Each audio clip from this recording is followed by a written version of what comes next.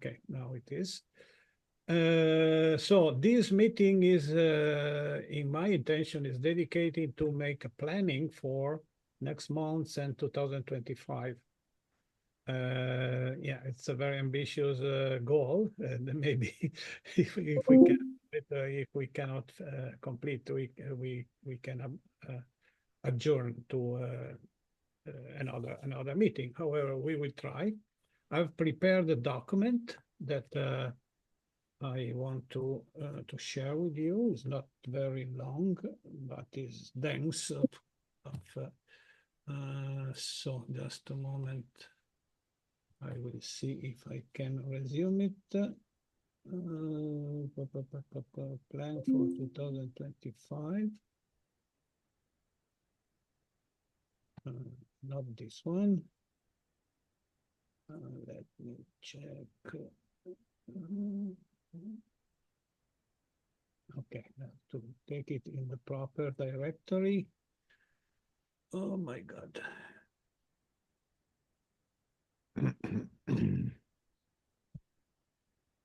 Proper directory.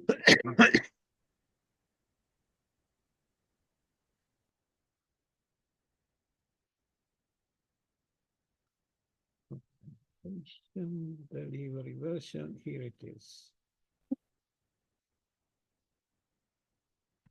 So, Word is opening. Now it is open. I will try to share it. Let me check share. Application window, yes. And here it is. You can see it? Yes, we can see it. Thank you. Okay, so yeah, this is okay. Let's have a look to the index. We have an outlook of the Space18thSDG campaign 2024. That's what we have made, basically.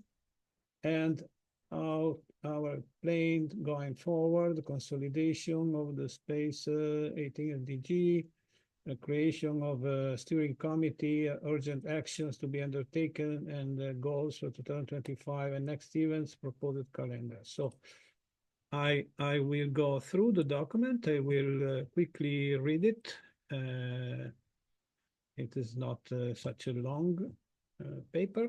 However, general balance, the Space18thSDG coalition, as coordinated by SI, together with the decisive contribution of several other partners, was organized through the Public Outreach Committee, POC. This program marked in 2024 meaningful growth and expansion, more than doubling the number of partners, currently numbering more 106 organizations in this moment. And 4 of them joined during our week at the IAC in Milan. So this is very, very good thing that we were able to talk to many people there, and 4 of them had an organization and decided to join there using our QR code and coming in. So while thanking our WAL community for their strong support, we owe particular acknowledgement and appreciation to the following persons. Alfred Anzaldúa, in his double vest of NSS representative and SRI board member, he contributed to the bootstrap of the Space18thSDG initiative in early 2023. Alfred had given several notable speeches at COPOS introducing and promoting the Space18thSDG. And of course, it's not listed here, but a special thanks, I can also add it maybe.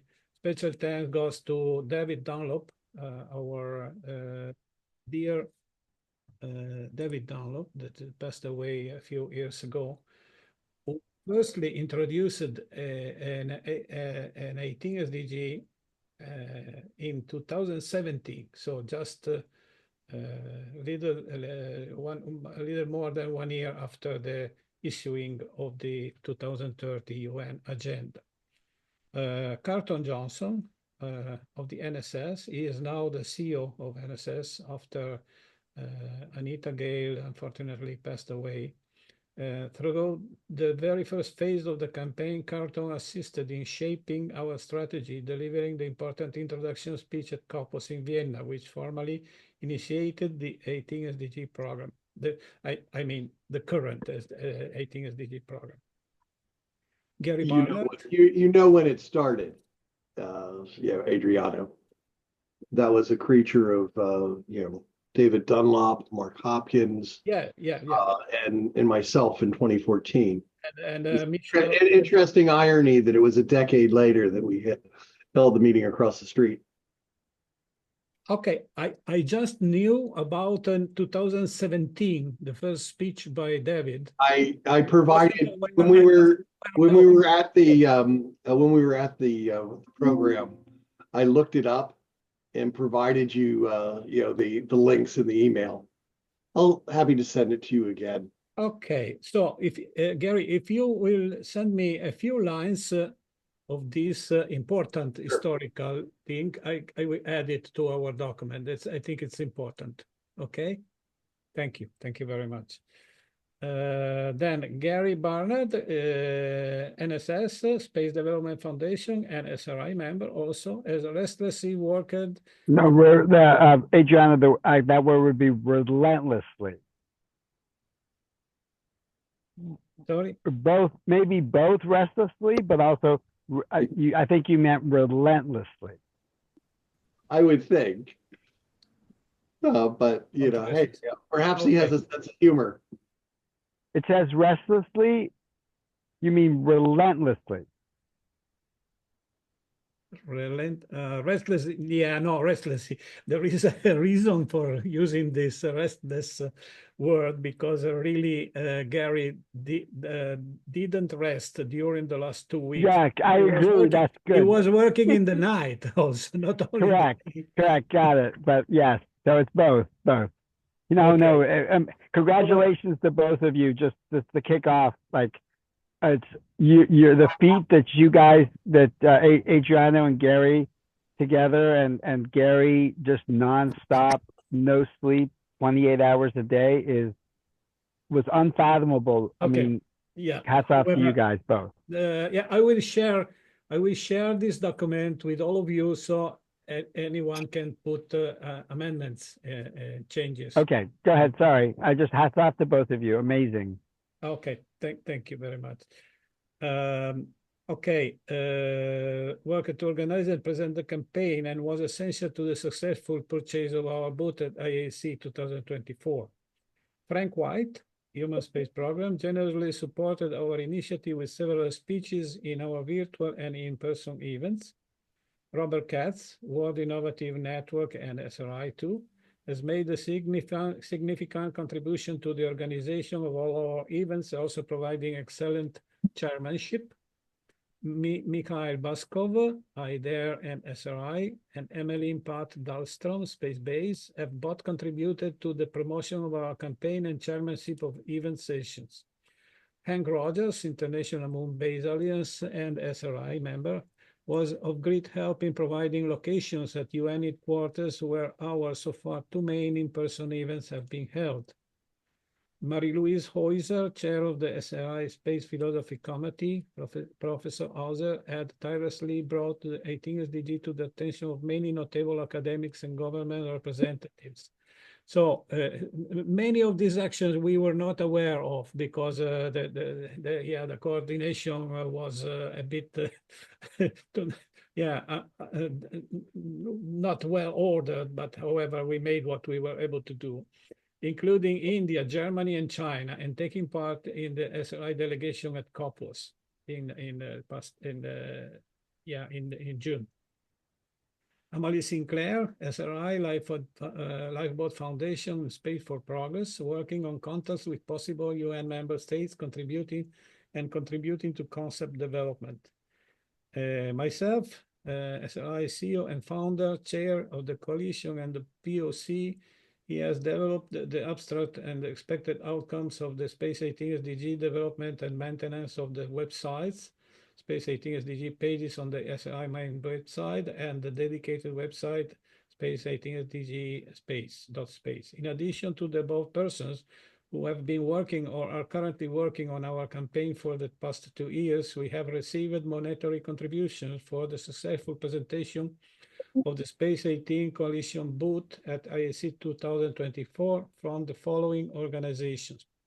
SRI acted for the organization of the program and provided an expenditure of $6,254 for the rental of the booth at the IAC Exhibition Center. National Space Society contributed in total €2,741 with special thanks to Dave Scran, who gave about 1,000 euros from Adriano, that's incorrect. Dale Scran donated $3,000.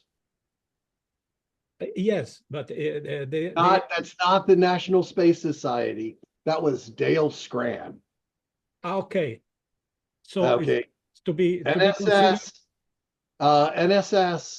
in terms of a numeric donation, did not provide anything. NSS, by virtue of the fact that the Director of Strategic Relationships led his efforts to helping to make this happen, did indeed provide a significant in-kind resource. So we can say there's Krang in the name of, on behalf of National. No. Actually, it was his direction was very specific in this regard. Is a personal contribution. That's correct. But we can say that he is from NSS, of course, right? You can say he's from NSS, yes. Okay. So we can also mention the amount in dollars, of course. Sure.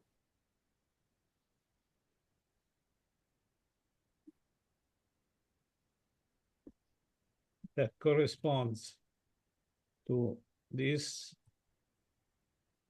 in euros. Okay, with special thanks. Okay. That's it.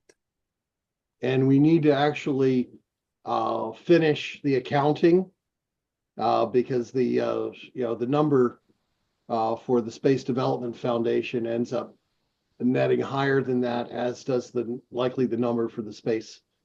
Okay. Yes.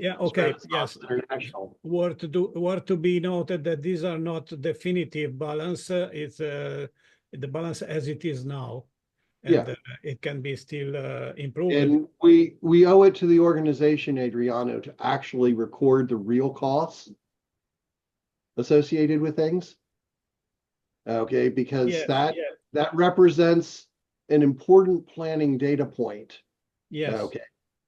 Because these interventions and exhibitions at the IAC are an expensive endeavor that should be planned for, well in advance, and not rely on minor miracles to come to pass. Yes, definitely. That is what I will be argumenting. So can we commit within the next few weeks to closing the books?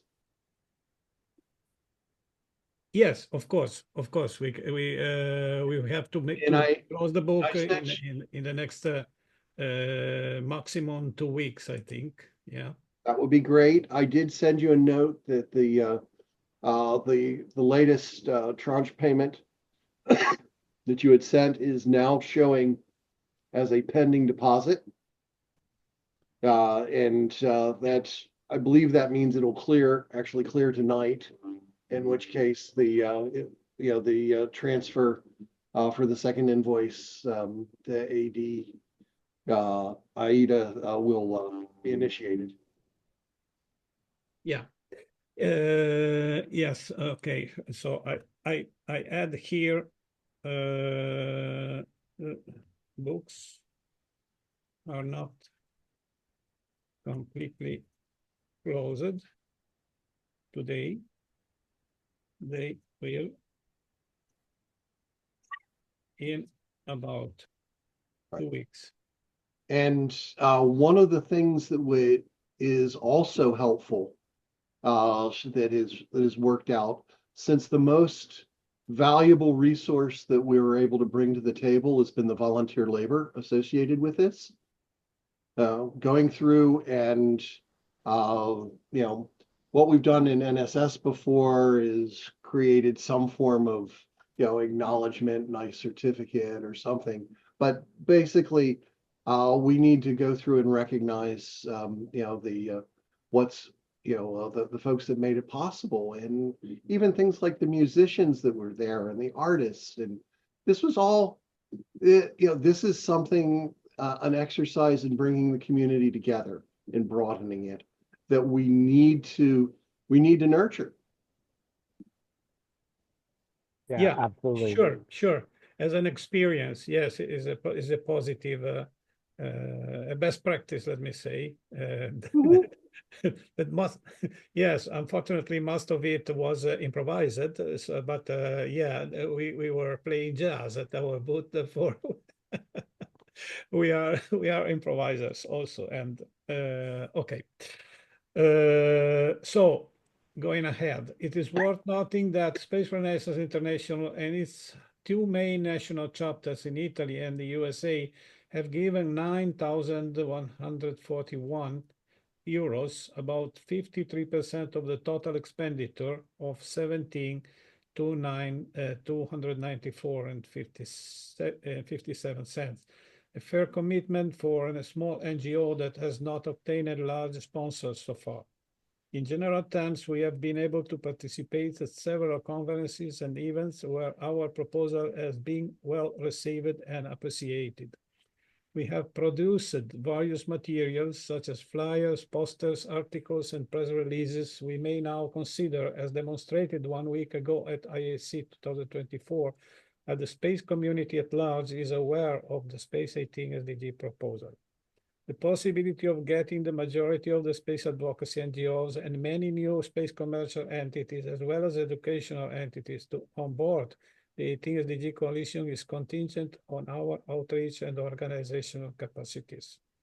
However, this is not the case with society at large, where people are minimally knowledgeable of the 17 SDGs and are largely unaware of the key role of space enterprise in sustainable development. Therefore, the main part of our work posits the leading outlook to make society at large aware of the extreme urgency of bootstrapping civilian space development. So this was the general outlook. Now, in specific, we were present at UN COPOS in Vienna with the following speeches and presentations. The 5th of June 2023, Carlton Johnson at UN COPOS 66th General Assembly during the General Exchange of Views presented the proposal of the 18 SDG. The video is now unavailable on the UNO's website, but SRI has provided a written transcript, so the video can be, the discourse can be found here and read. 19 April 2024, Alfred Anzaldúa at COPOS Legal Subcommittee. Sorry? Oh, actually, I was going to inquire. Did they manage to actually turn in the required transcripts?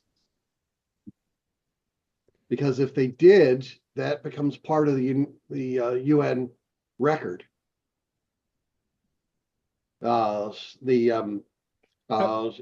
worthwhile. It's worthwhile to check. It was on the UNOSA, they call it the UNOSA television platform, as all the other videos are there, but right. So the issue available. The issue comes in, Adriano, is that the videos disappear after a certain point. Okay, but if the transcript is actually turned in, it becomes a matter of the permanent record, not just a listing of agenda items. Yeah, I don't know if it is there. We can search. It's the reason why I'm mentioning it is that in terms of the history of activities of it and events, going through and having having the official transcript, having the videos, and maintaining a set of captive links, okay, as part of the SRI history is a worthwhile endeavor. Course. Yes, that's true. By the way, when I have seen that video disappeared, I have copied the other videos from the ONOSA site in order that we have a copy, however, in any case, just in case. That's right. So going through and one of the, for example, one of the things the Space Development Foundation does is typically for the Space Solar Power Symposium, we actually publish the as presented agenda and include the links to the presentations, and where available, the videos, and the afford the opportunity for the presenters to revise and extend their remarks. Yeah. By providing links for additional resources. So these are the sorts of things that will drive up the indexable value of the website, because it represents links to other substantive content. Yeah, sure. But however, on our website, on the https space18thSDG.space, there is a gallery with all of this video linked, except the first one that is not anymore available. Okay. So these are the other videos of the speeches that were presented at COPOS by Alfred Anzaldúa in 19 April 2024, by me the 22 April 2024, by Friedrich Janet the 22 April 2024, and by myself during the General Assembly in June. And also, but yeah, not Friedrich Janet was not present, but his speech was presented by another member of NSS that now I don't remember his name, in the 25 of June 2024. All of these speeches recommended the 18 SDG, the Space 18 SDG. So yeah, this is our history at COPOS so far. I think Amalie wants to say something. Amalie? Hello? Oh. Amalie? Oh, right, yeah. Hello, hi. Can you hear me? Yeah. Yes, we can hear you. The question about the Carlton Johnson speech, which was, I think, the first time the concept had ever been brought to the UN. The transcript, is there a transcript available at the UN site? Does the UN have any record of his comments at that date? You know, Carlton's speech, is it at the UN? Does the UN have a transcript? Emily, this is why I mentioned it. Unless they explicitly turned it in through the appropriate channels, the answer is no, and it'll disappear. I see, but NSS would turn that into the United Nations. I have the NSS, lost all corporate memory of how to proceed, with respect to the delegation, and I have no data whatsoever as to whether or not they have, figured it out. I see. So if one can't find the record at the UN, then it may not be there. We have to go through and that was why I was recommending to Adriano that this become, a living document with the research being done to ensure that, not just the video, but the transcripts are available. And by the way, Robert, we cannot hear you. You've been talking into a dead mic. So it's something that's part of the follow through that's required in order for things to be part of the permanent record. I see. So we should make inquiry. Yeah, it's a shame if it's disappeared altogether from the UN site because the verification isn't there of the introduction, the speech that introduced the concept. Yeah, okay, all right, thanks. However, no, we have the transcript. I think that I don't remember if this transcript was downloaded from the UNOSA. It could be, but probably it could also have been done by an artificial intelligence tool, just getting the transcript from the video. It could be. I don't remember now how it was generated. However, we have it. We have the full transcript. By the way, however, it is important to investigate, even with UNOSA, if they still have the video, and for some reason it disappeared from the public. Yeah, I think you should ask them specifically if they have the record of the transcript of the proceedings, because they Yeah, really even better need if to. it would be done by some NSS representative, maybe. Well, that would be better, yes, if it was possible. I mean, I don't know. Gary says they not have any recollection, but there should No, be. Emily, there is basically a changing of the guard with respect to how things were being handled at the with respect to the UN and the NSS, and the new team chose to disregard any available information. So that's their problem. From my perspective, I can look into what is available there, and we'll see. I have and also using the SRI ID, it is possible to go through and Yeah, sure. gain access to various records as I can from the Space Development Foundation. But I'm not.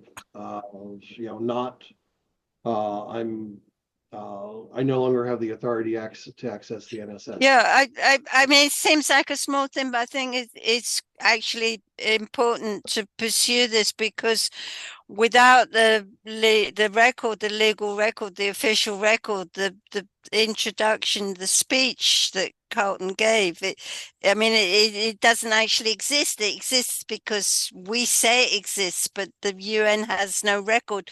So, I mean, it could be questioned even if any of this was actually said, It's like really tentative, I think. It's not good. We need to have the verification that it was said, that the concept was brought forward, and that's not available.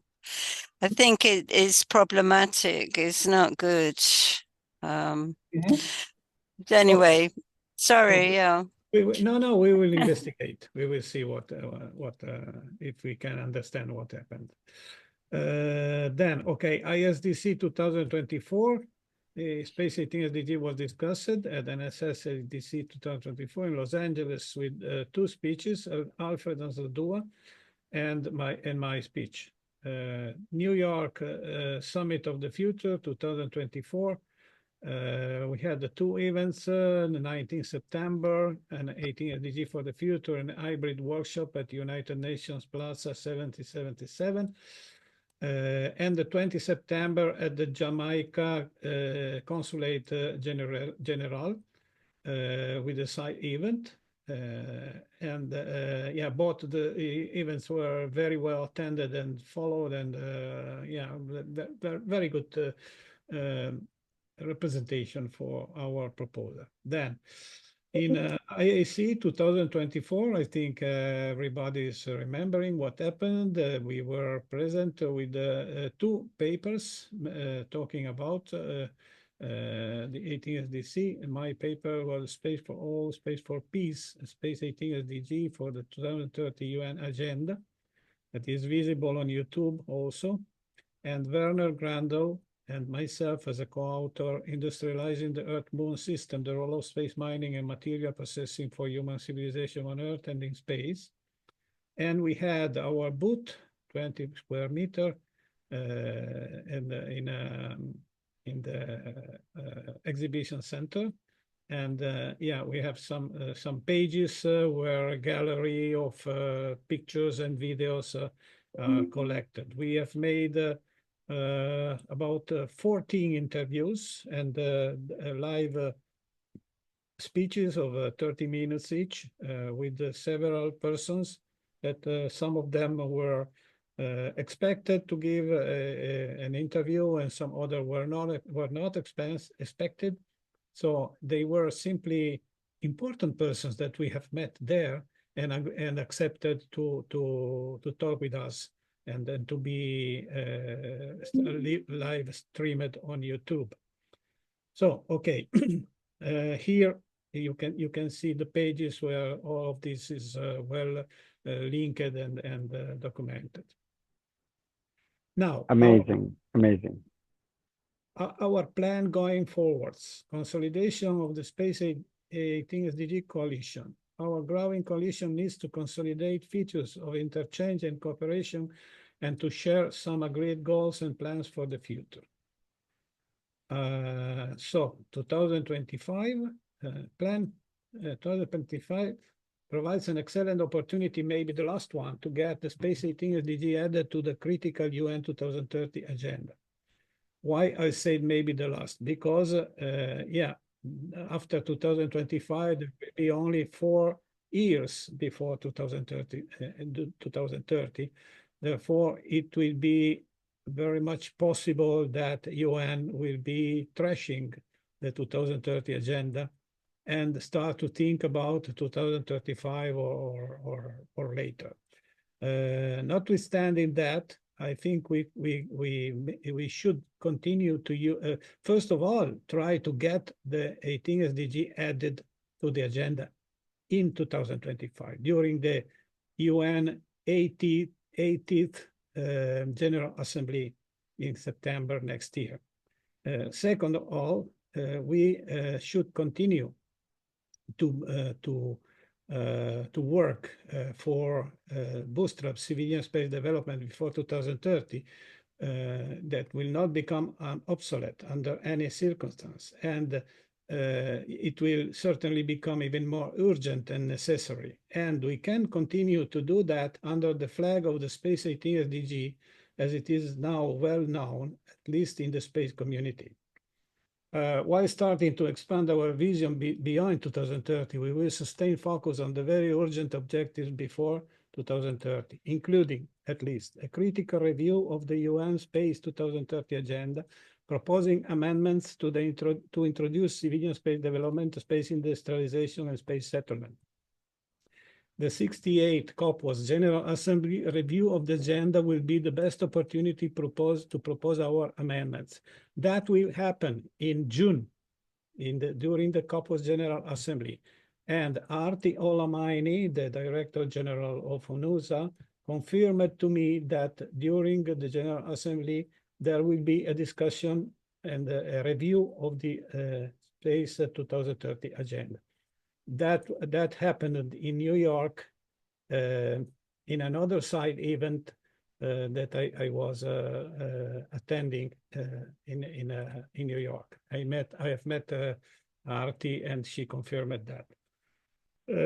Then, boosting research on life health protection in space against cosmic radiation, start experimenting with simulated gravity, study and develop green environments, food and ergonomic environments in space habitats, orbital debris recovery and reuse as the first step of cislunar space industrialization, moon and asteroid mining, producing fuel and other commodities in space, boosting space tourism as the first commercial activity bringing civilians to travel and sojourn in space, establish permanent outposts on the moon and Earth-Moon Lagrange points, allowing civilians to conduct long-duration industrial activities and scientific research, develop solar power space plants to start serving orbital and cislunar clients, follow and accompany the incoming cislunar economy, helping shape a modern space law system addressing property rights and rights of exploitation of in situ resources. Actualizing and deepening the above and other meaningful goals will be key according to the progression of the current permanent space revolution and related global issues, including the entering into full operation of the SpaceX, Starship, and other fully reusable launch vehicles, development of the Artemis and ILRS programs, internationalism, interchange, and the bootstrap of the global cislunar economy. The pressure of civilization crisis, including warfare, climate and environmental emergence, economic and employment crisis, big migrations, and the culminating risk of implosion and collapse. The development of profound scientific and technological advances in fields such as artificial intelligence and robotics, nanotech, biotech, quantum activities, propulsion, communication, energy sources, and electronic money. Oh, God. Better organizing and funding our coalition. During the first year of our coalition, 2 modes of participation were established. Many partners are happy to have added their organization to the coalition. They fully support its objectives, but they are not currently available to be active participants. Another group of partners intends to be actively engaged in contributing to organizing and supporting our initiative. Both the above modes of representing the coalition are very necessary in order for the coalition to be recognized and to achieve a measure of political weight and to be capable of developing meaningful initiative. Our warm thanks are due to all Adriano? Yes? That is, that last couple sentences, I think is of extreme importance. The difference between this being an exercise, the 18th SDG being viewed as a, in a sense, an exercise in administrivia, versus being a call to action, is what substantive, activities are actually engaged in that are making a difference.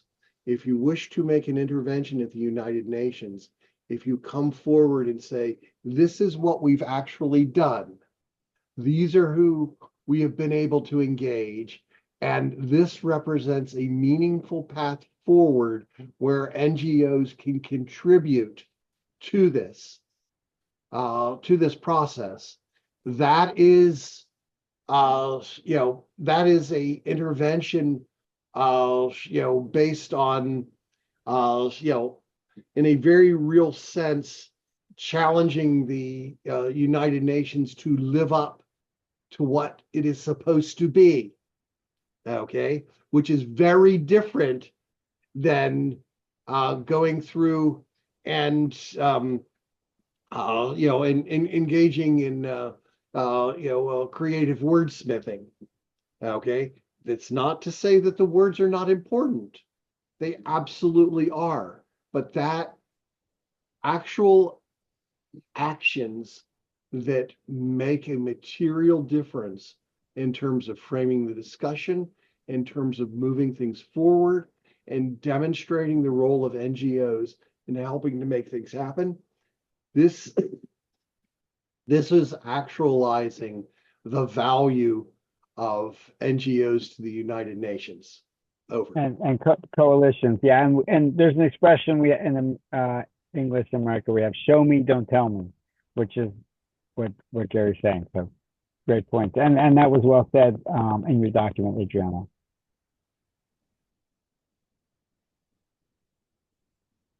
Yeah, no, I think Gary's making a point, however, because it's not the first time he solicits to add some concrete action to our view and program. That could mean to solicit to put together some projects, some concrete projects, making a conceptualization of some development in space, making on the paper, of course, in the initial phase on the paper, some concepts for concrete undertaking in the geolunar space and beyond.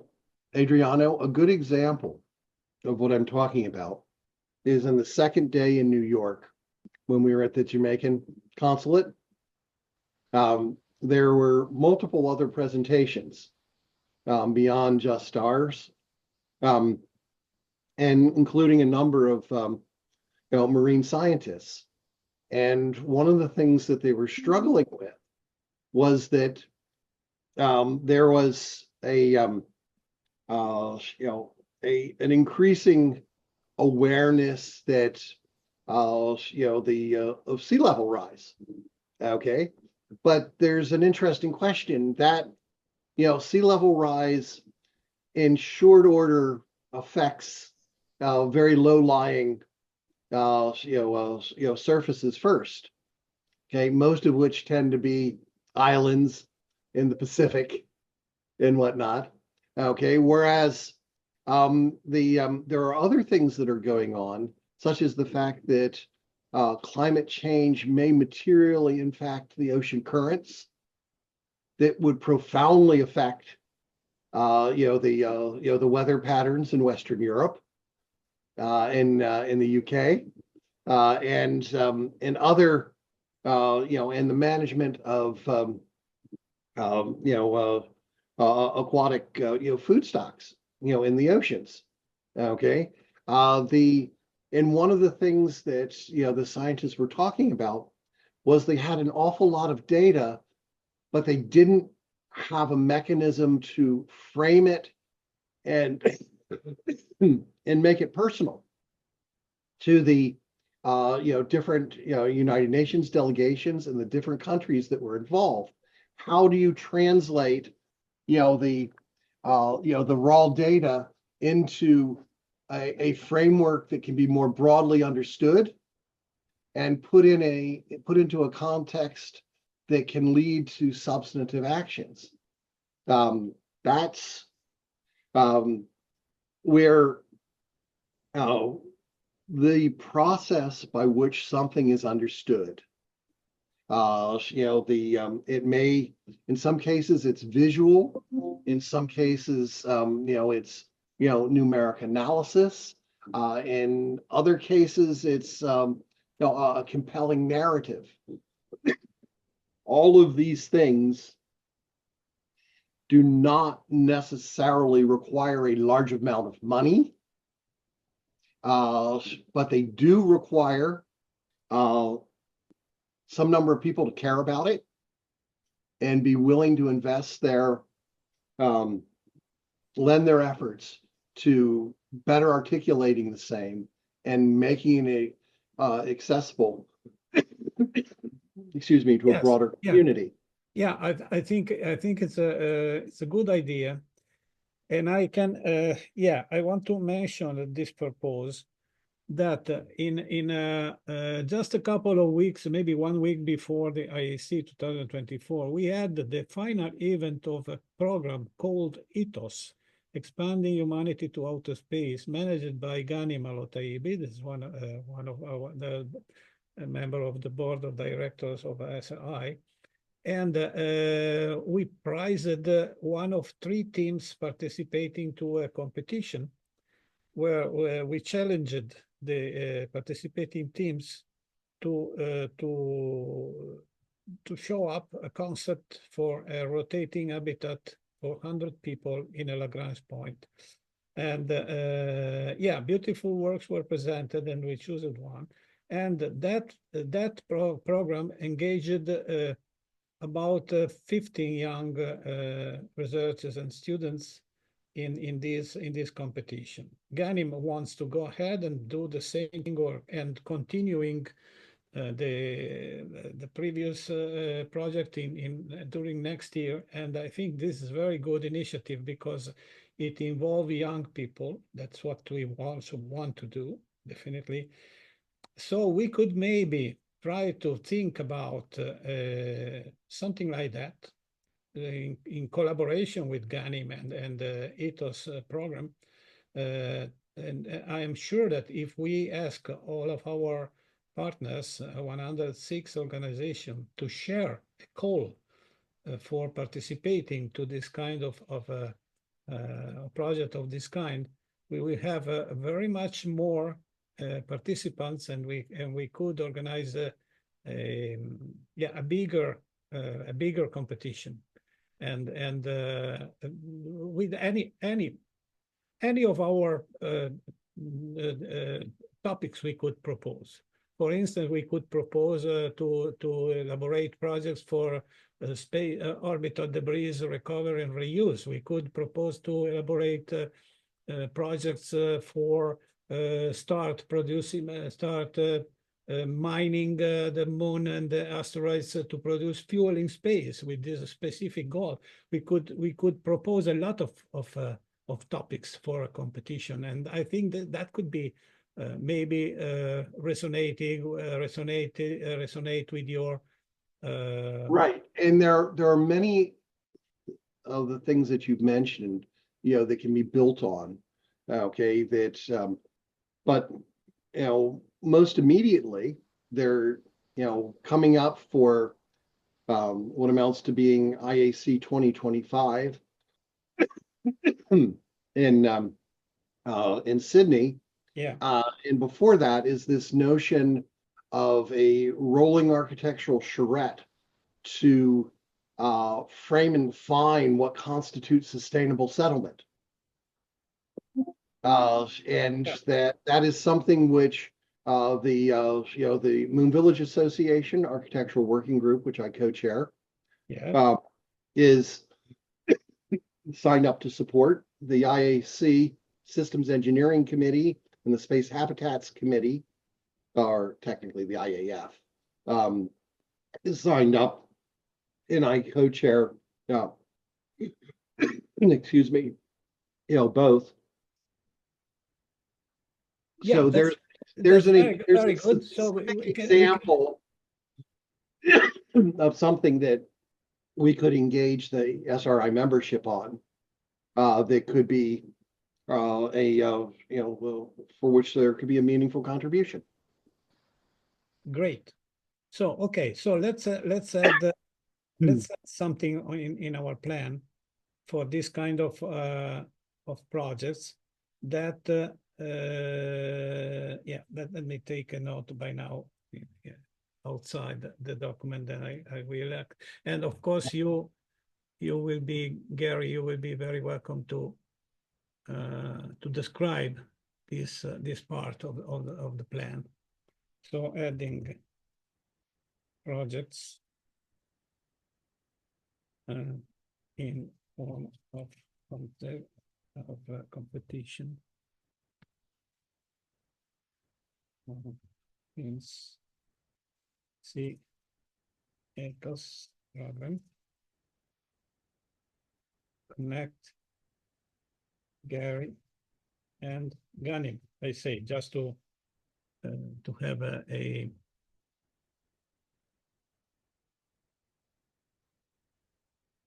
okay, well done. So going ahead, okay, we were here. Our warm thanks are due to all panels above discussed to us. We do our best to further increase both categories. Our recent efforts to secure a booth at IAC 2024, have been both risky and anxiety-inducing, especially for the two colleagues who managed this adventure, that were Gary and me, basically. We had to raise more than 16,000 euros in a couple of weeks. We risked not reaching the goal. At this time, we are about 3,000 euros under the objective, and such money will be paid by SRI, the main contractor to IAF, if nobody else will come up with donations. While SRI is a highly responsible, financially solvent organization and fortunately has enough petty cash to cover the shortfall, we do not want to find ourselves in a similar position in 2025. SRI is therefore proposing a network agreement within which SRI acts as the organizer and coordinator organization. The signers of the agreement will be requested to formalize their participation in the Space18 SDG coalition in either of the two alternative modalities. Supporter partners, they will contribute a yearly fee to SRI. Such fees will be accounted for in the Space 18 SDG budget and used for the coalition goals and activities. The fee will be requested on a sliding scale according to the size of the organization. In case collected funds exceed the cost sustained over a specific year, the surplus will be committed to the budget of the following year. The amount of the fees will be estimated by the to-be-constituted steering committee, which is open to all coalition partners. Second, modality in-kind partners. They will provide the actual functional fee via in-kind contribution. Those members will be requested to show their contribution in terms of mention of the Space 18 SDG on their websites, social channels, printed materials, and publishing means such as press releases. In-kind partners will also be invited without obligation to make their free donation. So, in-kind partners, the fee will be €0 per year, but free donations are welcome and appreciated. Small entities from 100 to 300 to 500 per year. There will be the possibility to choose one of these levels, and big entities, €1,000 or €2,000 per year. The above is just an indication and is open to alternative proposals. A draft agreement will be proposed by mid-November 2024. It means that I already have a template, and it's only the work of customize it for our case. Creation of the Space 18 SDG Steering Committee. The Public Outreach Committee was initially intended to deal with the public projection of our coalition and to be sided by a strategy committee taking care of the work at COPUS and UN. The strategy committee only worked in the very initial stage, while the POC acted as a directive committee de facto. We will evaluate and consider the mandate of the Public Outreach Committee during our next General Assembly. Motions might be advanced to conclude the mandate of the POC or to resize its function to the original intended ones. We will also move to institute a steering committee to be elected in the same General Assembly. The steering committee should nominate at least the following roles: chairperson and 2 co-chairs, a public relation manager, web and printed material manager. So my personal opinion is to not multiply different, too many organs that will be probably composed by the same persons. And so it will be better to have one really working committee than to have 2 or more committees that only nominally work, but then they are unproductive. Urgent actions to be undertaken as soon as possible, inviting space agencies to join the 18 SDG coalition, at least NASA, ESA, CNSA, JAXA, ASI, CNES, DLR, UK Space Agencies, and the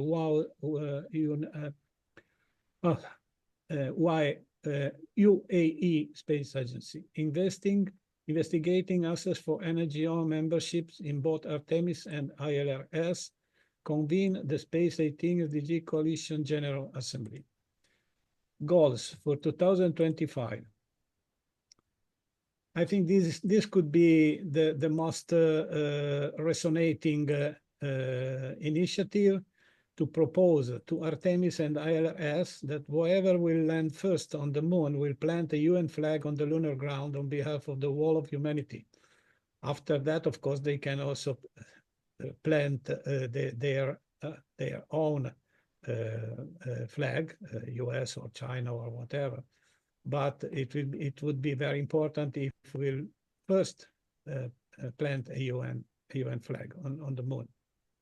Official presentation of the Space 18 SDG to United Nations General Assembly 80 to get at least 1 UN state member to promote the 18 SDG to the 18th UN General Assembly, resuming discussion with the several state parties with which SRI is in contact. We are in contact with at least 5 countries, Ecuador, Mexico, Brazil, Egypt, and Romania, and Ghana also. Then a critical review of the UN Space 2030 agenda at COP68 General Assembly in June. And for this, we have a document, we have prepared a document with 39 amendments. And this document was also shared in the in our Google group, the big Google group of all the partners, the Space18thSDG partners. However, I will share it again also in our committee because I think that is a very important document that we have to check to see what could be missing and maybe not only SRI but also other partner organization could develop their own review of the UN Space 2030 agenda if they cannot agree on our review, on the review that we have made in SRI. Then a very important point is space for peace that I think it becomes more and more important to develop a campaign to highlight how civilian space development contributes to peace on Earth, making resource wars obsolete thanks to the solar system abundant resources, emphasizing the great tradition of collaboration in space from Apollo, Soyuz to Mir to the ISS, promote the comprehensive ban of all weapons in space through the UN Security Council mandate and the extension of the Outer Space Treaty. Also referring to the UN definitions and resolutions relevant to this theme. Okay, this is a list of those things, the work of the UN Paros Committee, UN Resolution 1884 of the 1963, prohibiting weapons in space and on celestial bodies. The UN Resolution 110, 1947, prohibits propaganda that encourages aggression and breaking of the peace. Article 4 of the Outer Space Treaty prohibits weapons of mass destruction from being placed or used in outer space or celestial body. It also prohibits establishing military bases, placing troops, and testing weapons either in space or on celestial bodies. Consideration of Article 5 of the Outer Space Treaty, which defines all astronauts as being envoys of mankind, thereby conferring diplomatic status. Ongoing purpose for adequate verification mechanism within a comprehensive space weapons ban to be established as an adjunct to the nuclear test ban treaty. Then, okay, last paragraph. Next events, proposed calendar. The POC meeting, that's today, this one. Another meeting in November, a date to be defined. Virtual meeting, potential UN state supporters of the Space18thSDG, Ecuador, Egypt, Mexico, Ghana, Romania, Spain, Catalonia. Yeah, I forgot Spain, but this is important because at IAC we had a talk and we made a live stream together with a representative of Catalonia, that is one of our members of our coalition, by the way. Yeah, they could maybe have some channel to the Spain government too. Then we need to have a Space18thSDG General Assembly within 15th of December 2024, and I think okay, this assembly should be prepared very well. That we should be aware that it cannot be enough to make one or two messages to the Google group. We also have to work to organize this assembly and bring the majority of the partners to participate, and that should be made by messages to the Google group, but also by individual exchanges with members. That is important if we want to have this General Assembly to have a good participation.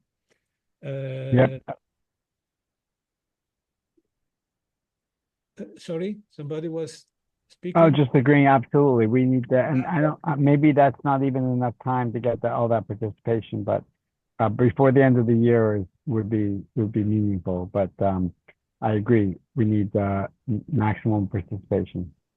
Okay. Thank you. Sorry, my voice is going down and down. Then we will have to possibly in January to hold a public virtual event about the UN flag on the moon. This should be spread around with good communication. All the communication means and the press releases and everything, social channels and so on. And we also will have a public virtual event about the critical review of the UN Space 2030 agenda within March. And of course, we have to participate to the UN COPOS Scientific Technical Committee in February, and to the ECOSOC, Economic and Social Council, the 5 of February. Then to the UN COPOS Legal Subcommittee in April, and to the ISDC 2025 in Orlando. Were to say that I was invited by the organizer of the ISDC 2025. He invited SRI to organize a track. I say, okay, I don't know if we will be able to organize a track. I promise yes, but it's however a hard work also this. But I think at least a table in the exhibition room should be a good thing, because in Los Angeles, we didn't have a table, and I have realized that to have a table, it is important, because we can show our materials, and we can stay there and talk with the people that pass through and so on. So I believe NSS will not require. Yes, they want money, of course, to give a table and the exhibition room, but it should not be such a big expense like it was with IAF. Then we have to we will participate to the UN COPOS General Assembly in June, and I think we will have an hybrid. Just a quick clarification. So the ISDC is also in June. It's late June. Unfortunately, this year. ISDC is in June. Yeah. Yeah, it says May on the back. I thought it was May, but I didn't check the real date. Hello? There is some overposition. Who was speaking? Gary, maybe? Actually, it's June 19th through the 22nd. It's late this year. Or it's late in 2025. Okay. So let me 19 to 25, you said? Through the 22nd. 22nd. Okay. Good. The link is in the chat. Okay. Okay. Thanks. What? Let me see.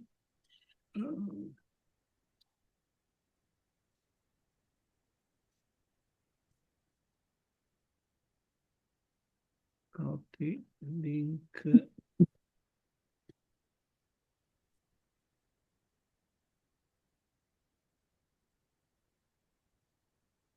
Okay. I believe we will have an hybrid event in New York in in concomitance with the UN General Assembly 80 in September. And we should also participate in Sydney to IAC 67 in October. Okay, we will see in due time if we will try to have a booth at the exhibition center over there, or just to organize a good participation. It will depend from the real money that we can count. We can count on, of course. There will also be a 2025 ECOSOC Partnership Forum. That is another. I didn't check it so far, but I think Amalie proposed this, and we have to check what it is and when it is and so on. Amalie, Rise. Yeah, hello.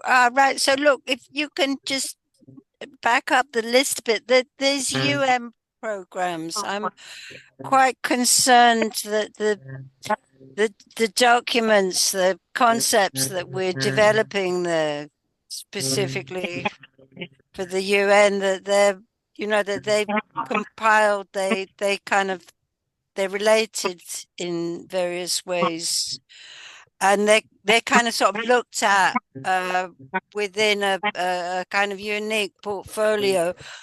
I think there are three. You've got the review of the 2030 agenda that's already been written up, to a certain extent, hasn't it? The critical review. Is that correct, Adriano? Sorry, about the three review. Critical review, yeah. It's on the list here, but it further up on the previous page. Yes, it is on the list.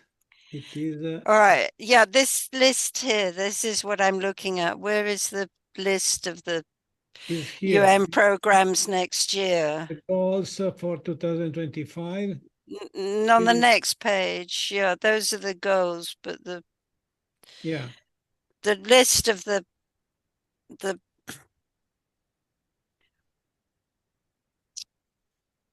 sorry, this is the last list on the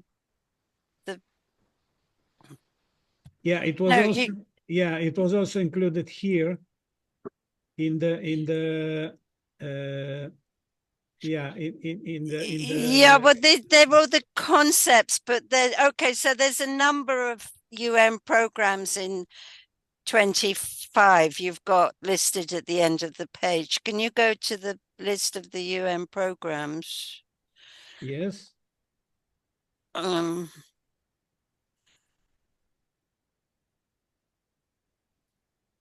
So okay, here. All right. Okay. So you have the oh no, next events. Here. General Assembly. Okay, so you've got the 30, don't go down anymore. Okay. You have the 31st of March, the public virtual event, critical review of the UN Space 2030 agenda. Yes. So presumably the critical review has to be prepared before the 31st of March. Okay, so we've got an initial draft which needs working on. So that's one draft, right? Then there's the scientific technical subcommittee in February, which is before March, okay? There's no documents prepared for that so far. But if we're actually suggesting that the... Okay, the only thing we have is our document that proposed the 39 amendments. I can also share it quickly. If look, all right. I don't want to take up a lot of time, but the thing is that these documentations for the UN, there are 4 of them listed there. 5, 6. These are very particular UN, drafts, papers, and so on that could be submitted. That's our background, our discussion with the UN. They need to be separated out from the general agenda and addressed as a sort of, you know, this wholesale perspective. What are we presenting to the UN? They need working on. They need completing by certain dates. The first one's coming up in February, then March, then through the year. You know, it's difficult to orient. We need to have a list of the UN documentation so that we can work on the various UN drafts in sequence and get them all lined up, ready to go, and not to miss the dates for submission and so on. You know, where we're allowed to submit papers, we have to make sure they get sent in. You know, And good point. And also deadlines for credentialing as well. yes, I'm glad you agree with me. I think that, okay, the general agenda, yes, you know, talks, conferences, the various jobs that need doing, but the UN program, the documentation, the drafts that need preparing, it has to be separated out and addressed in sequence and make sure we don't miss any dates and so on. Yeah. Okay. So I've- how can we do that? For I'm not- example, Adriano, one last thing. There was added a note there on the piece for space, you know, about the nuclear, you know, the adjunct to the nuclear ban agreements and so on. I mean, these are like really immensely critical issues. If you're actually proposing that the 18th SDG, the verification mechanisms can go through, and this is, you know, peace for space. How does that get compiled and, you know, enabled at the UN? They're really issues that we can't, you know, it's not a secondary thing. They're very important. Everything that we say here may have an influence, and you know, I mean, they're only like small ideas that we're bringing forward, but they could be influential. So we have to be sure it's done in the right way. So anyway. So, okay, the 18 SDG and the critical review of the 2030 agenda are two different things. Okay, they talk about the same thing, basically, civilian space development, but they, from the procedural point of view, they are different, because I think the critical review of the Space 2030 agenda can be discussed in the COPUOS context, and I hope that we can present our amendments in that discussion during the General Assembly. I have already anticipated our document, this one that I'm sharing now, to Arti Olameni for her consideration and asking for her instruction how we should carry ahead this proposal in order not to be too much disruptive inside the COPUOS and so on. And so this is one thing.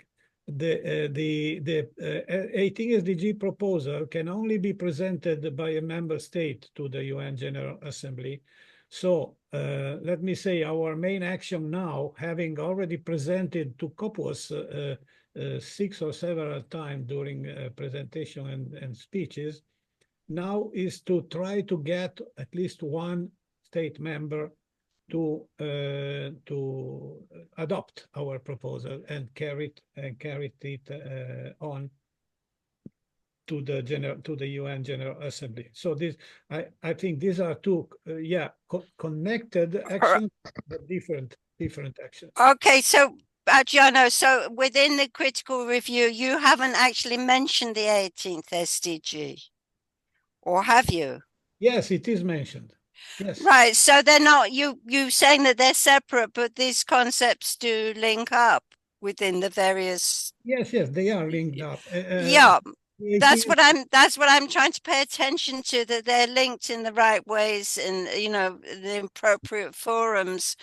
So that's why I'm saying, is there some way we could get, first of all, a list of what is being given to the UN, what paperwork is being prepared and what dates that's due, and what is the progress on the various drafts, because this is the core of our work that we're doing for the 18th SDG, isn't it? These are all the justifications, all of the ideas that go to the technical subcommittee or the economic committee.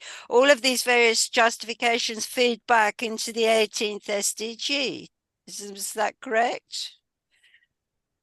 I mean, this is the development of the. For sure. Yeah, we have to be best to convince one of the state parties we are talking with. Yep.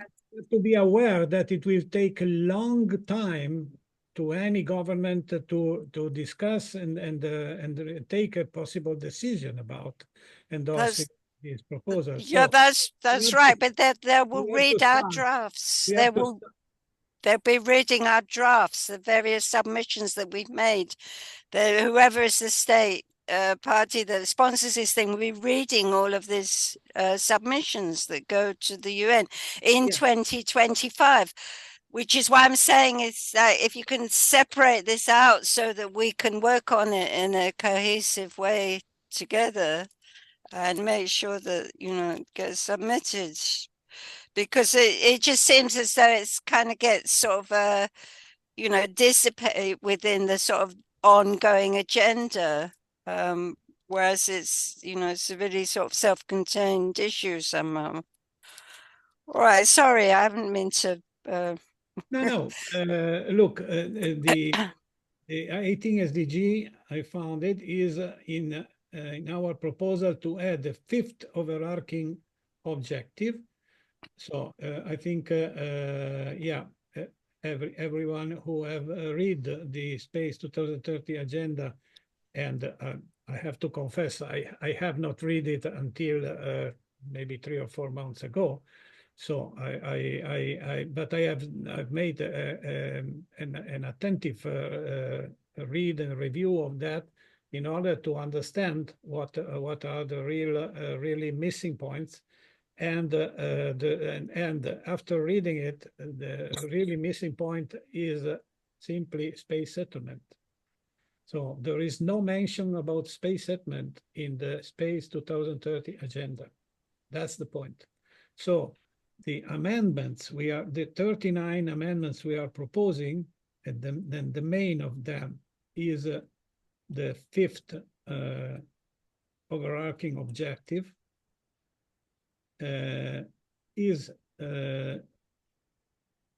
open the pathway to the entire solar system for all humankind by building human outposts in space, on the moon and the other celestial bodies, utilize the natural resources of moon, asteroids, and comets for the benefit of all humans and all terrestrial forms of life. So this is the preamble of the objective 5, overarching objective 5. Yeah.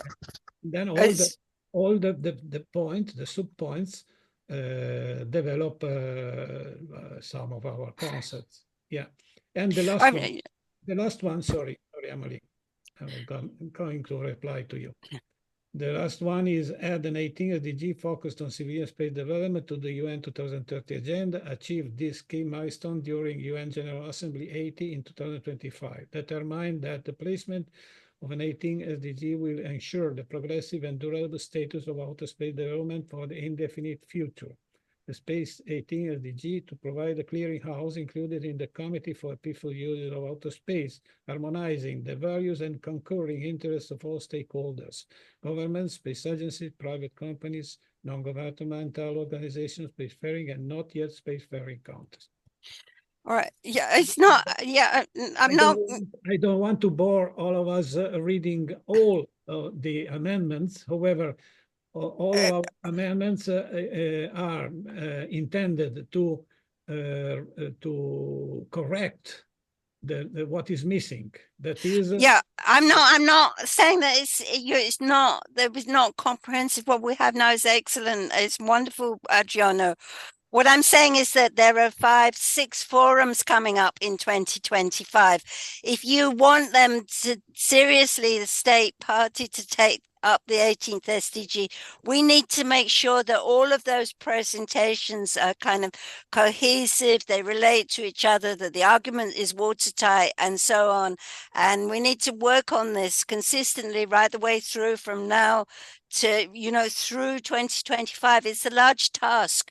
What I'm saying is that if you can set up some kind of folder where all these UN documents can be kept together and worked on in sequence, that would be very helpful to the rest of the team that's trying to push the UN front forward. It's because it's like sort of bitty kind of logistic, like sometimes you send something, sometimes there's a date, and we're not sure when the next piece is due, and so on.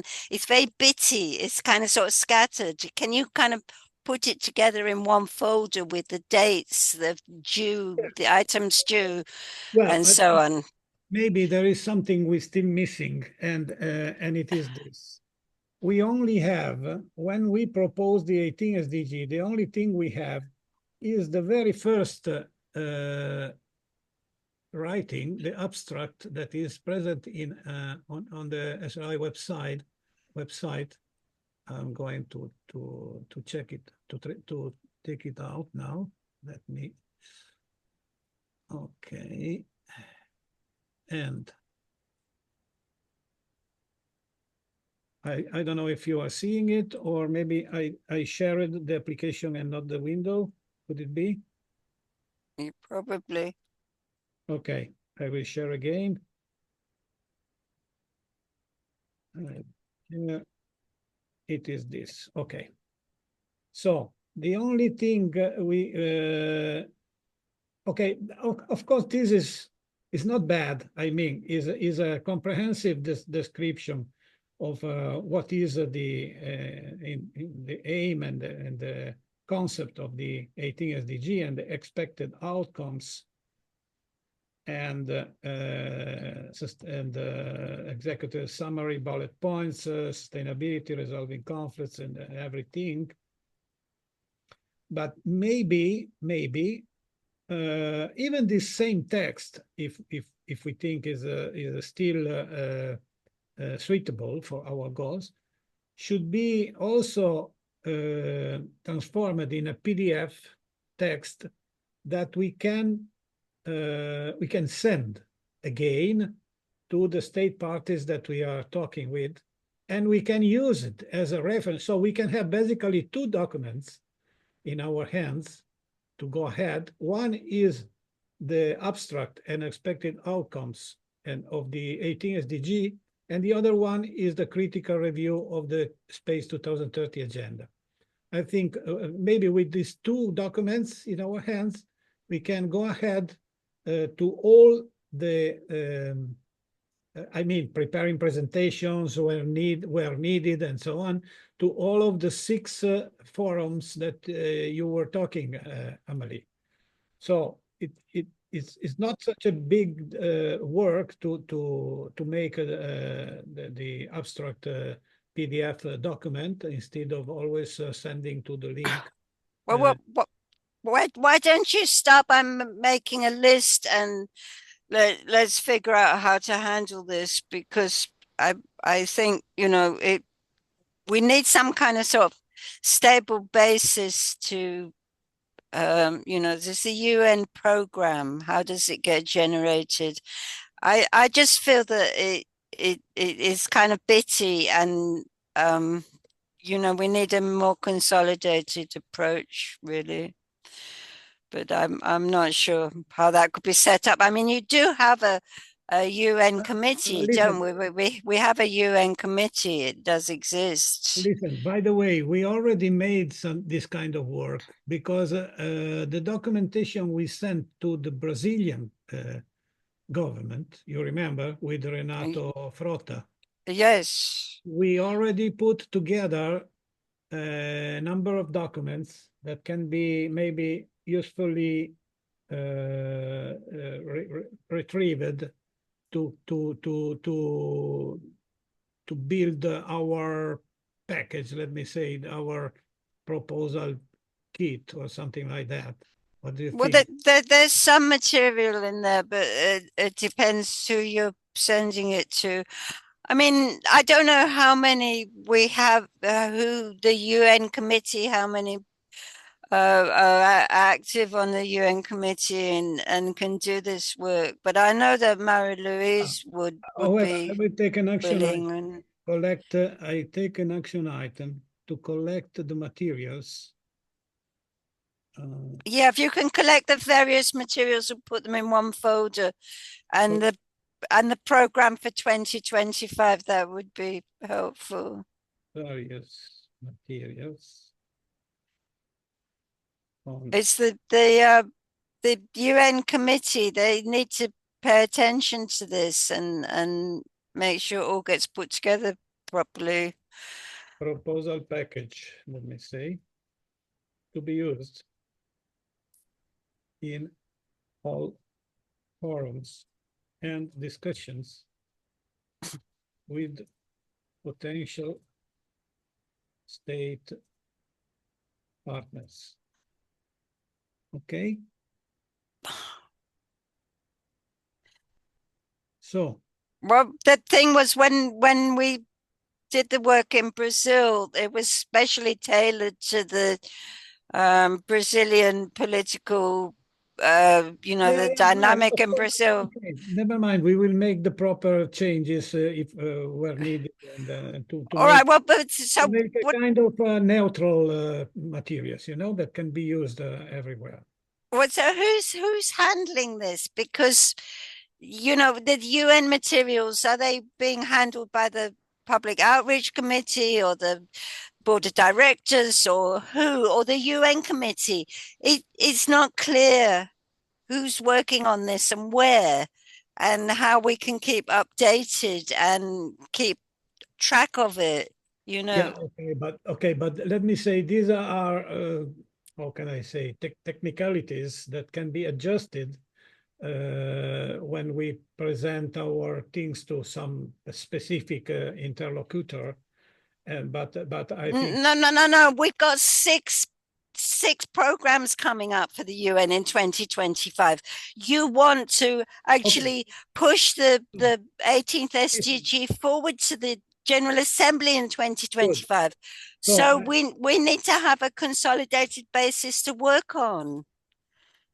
So I am giving an action item to you, Amalie, to prepare a list of the 6 UN forums of 2025 with a short description of each and our goals on each. Okay, with the dates, and all right, I'll write some abstracts to go in front of them. Good. Now let's try to go to the general document that I have prepared. I would like to know if we agree on the proposals, on the consolidation of the coalition, on the financial proposals, to add a way to have a yearly contribution to the coalition organization and expenditure, sustainability, and all these kind of things. And if we agree to create a steering committee, that will be the continuation of the POC, basically, in my idea.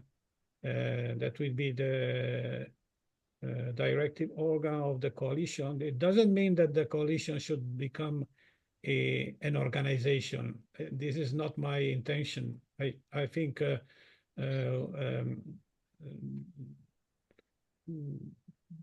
the organization should remain SRI from my point of view, and we already gave proof of how we are serious in organizing things and taking responsibility, also financial responsibilities and so on, and to manage a shared budget in a transparent way and all these kind of things. So I don't think we have to transform this coalition into an organization, another NGO. We have enough NGOs so far.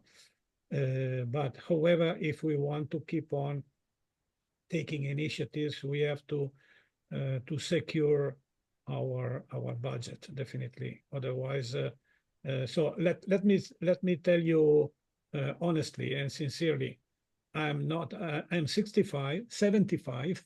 Sorry, I was taking 10 years off from my real age. I am 75, and the next year I will be 76, and I am not available to another nightmare like the one that was going on in September before the IAC, because it was really a real anxiety. And so if we have to go ahead and to continue to take initiatives, I would like very much to have a consolidated base from the organizational and financial point of view. And that's why of my proposal. So Adriano, I have a quick question. You just mentioned NGO.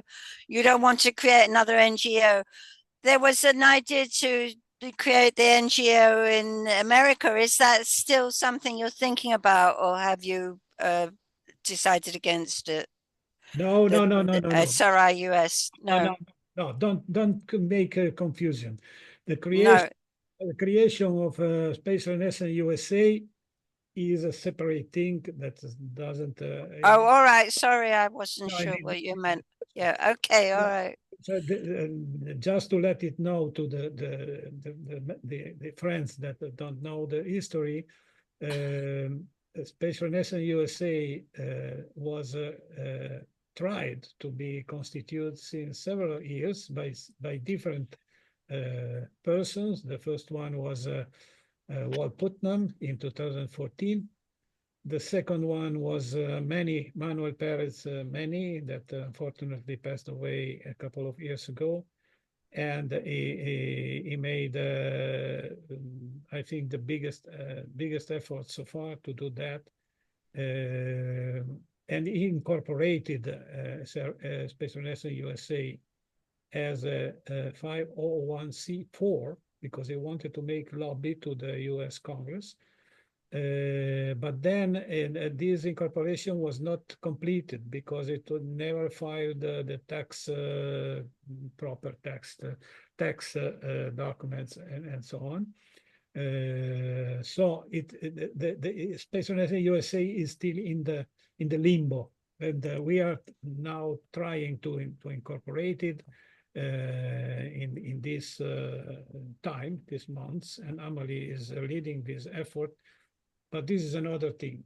We need the USA incorporated entity in order to be able to collect donations and to be tax exempt in the USA. So this is why, and also recognizing the fact that we have almost 50 members in the USA, and therefore it would be worth that they can organize themselves and take initiatives and so on. But this is only because Amalie mentioned this thing. All right, yeah. So sorry about that. Could you possibly send the critical review, the draft? Can you send that to us? Because I'll put together the binder for the folder with the UN programs. Of course I can, and I just remind you that you contributed to editing that document. Therefore, you probably already have it, but however, I'm sure I do. But my files are just like really messy. If you could send me, your last draft, so I have that to include it. I will share it now in the chat here. Oh, I can copy the URL. Hold on. Yes.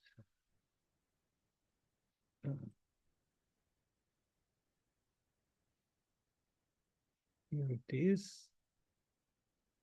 Open. I have to close it because otherwise Zoom will not send it. Okay, now it will. Hope so.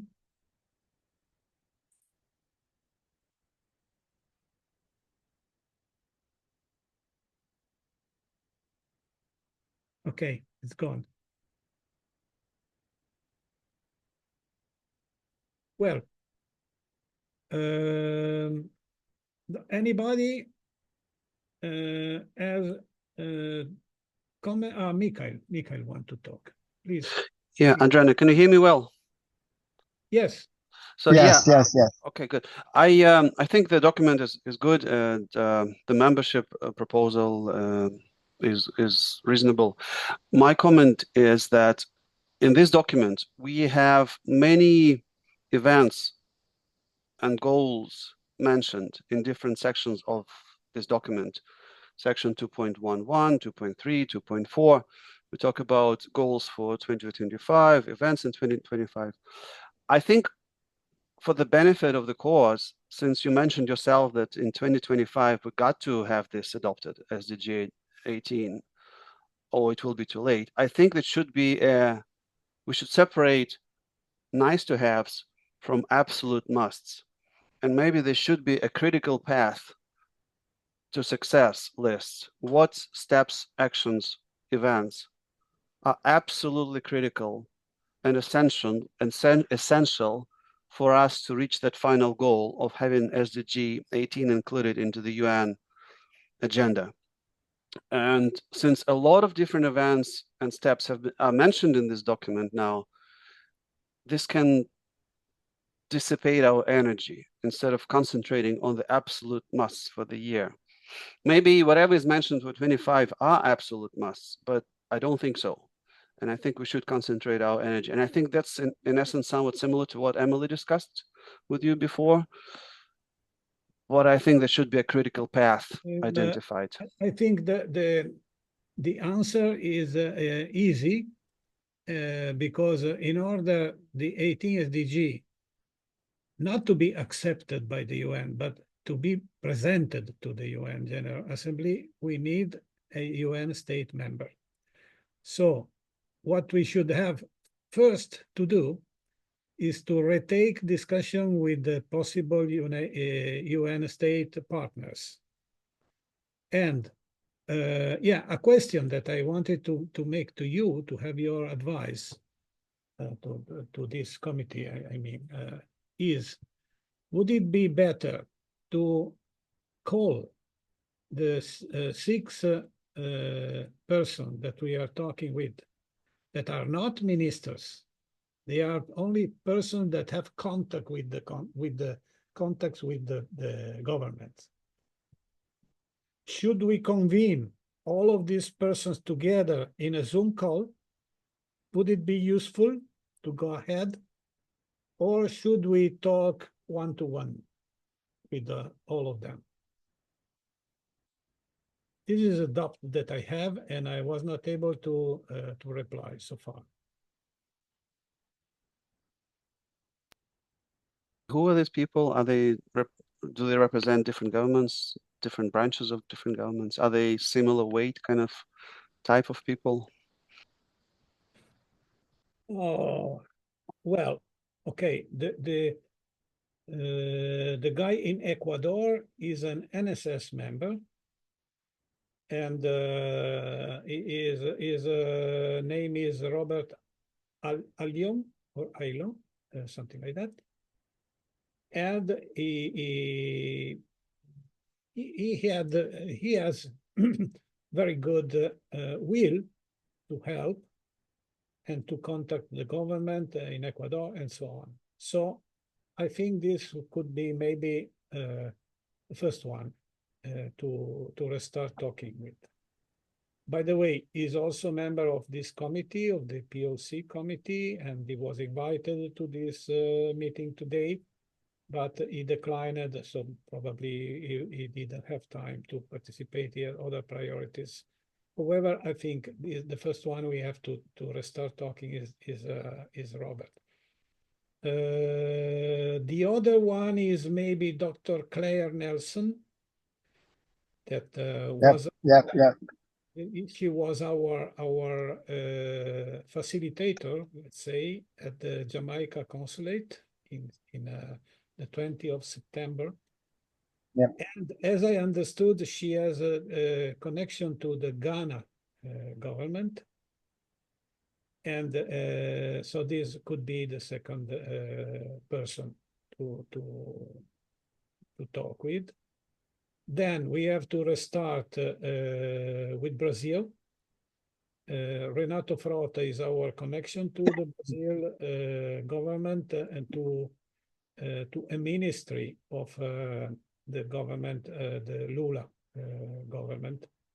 Now I don't remember the name, but she is a ministry of the government, and the action was going on.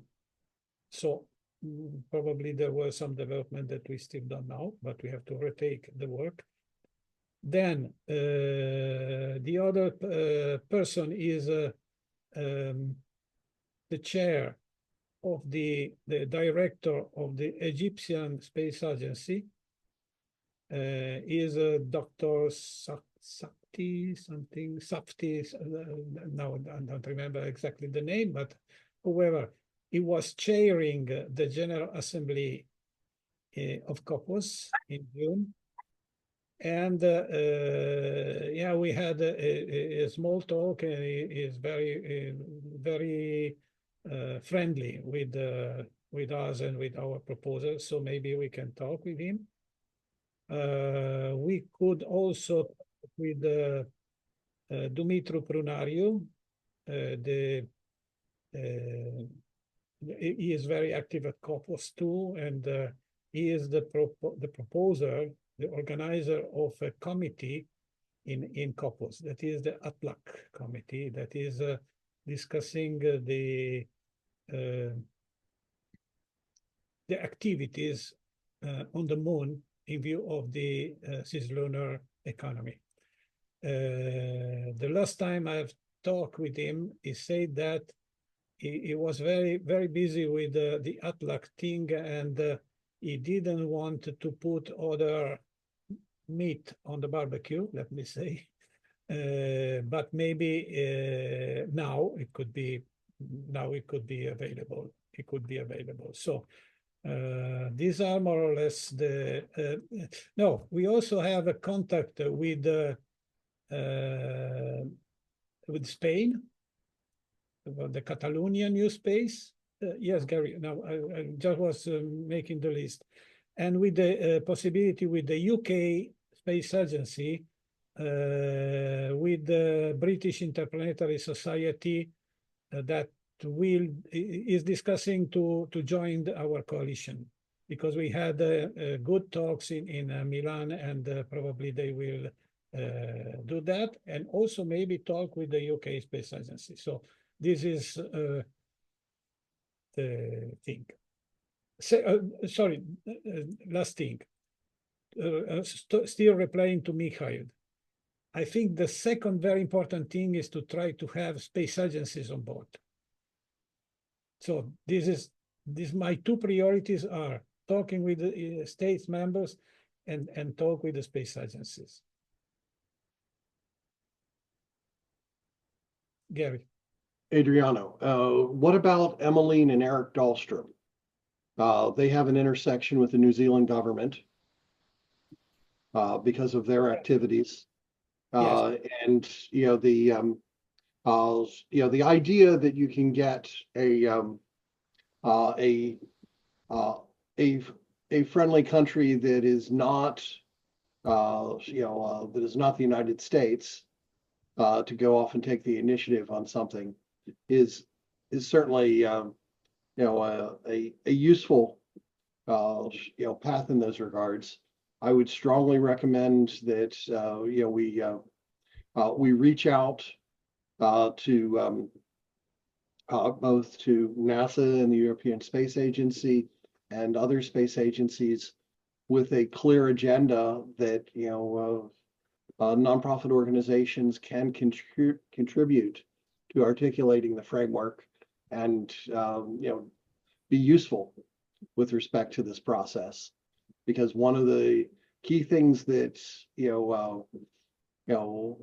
in a very real sense COPUS has to avoid is becoming an arguing podium for geopolitics. And that has become an increasing problem there. And if we can go through and help foster an agenda based on where you can draw out a confluence of interests, as opposed to finding the points of argument and conflict, it ends up being a win. Yeah. Yeah. Okay. Yeah, we'll add New Zealand for sure to the list of the possible states, and yeah, maybe we can try to call our contacts, our meaningful contacts to United Nations member states to a Zoom call altogether, and then from there to go into the separate actions toward the different governments. What do you think? Would be a good strategy to proceed? My personal, just thinking out loud, is that these people seem to be busy people and important people, and they might have different schedules and agendas. And I think it's better to talk to them one-on-one at their time when it's preferred for them, so that it's not a logistic disaster and yeah, they get a good opinion from day one. So one-to-one, yeah. I believe. You are true. We cannot claim they come on our agenda. We have to go on their agenda. Therefore, yes. Okay. Let's go for one-to-one.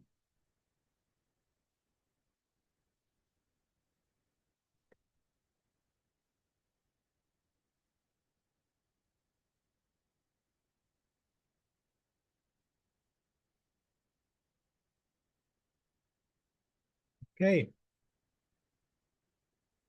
What else? I see Amalie. Sorry, I see Marie-Luise. How are you, Marie-Luise? Fine. Do you have something to add to our discussion?